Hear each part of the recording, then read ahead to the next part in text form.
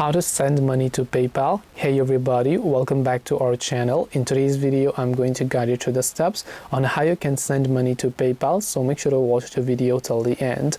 Now, if you'd like to basically send money to PayPal, it's actually quite very simple, because all you have to do is go ahead and then first of all launch the PayPal application, and then just make sure that you're signed into your account. And right when you sign in, you'll find an option that says pay from your phone, so you can just tap the send now option here, and as you tap on send now, you want to simply make sure to enter that person's name, username or email, or you can select one from your contacts, and you need to make sure that they have a PayPal account.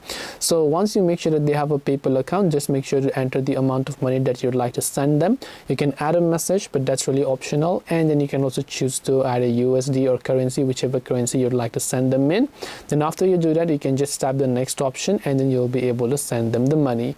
This way you should be able to go ahead and then basically send money from PayPal to PayPal. Hope this video was very helpful. If you have got any questions, feel free to leave them down below. Thank you for watching till the very end, and see you soon in the next video.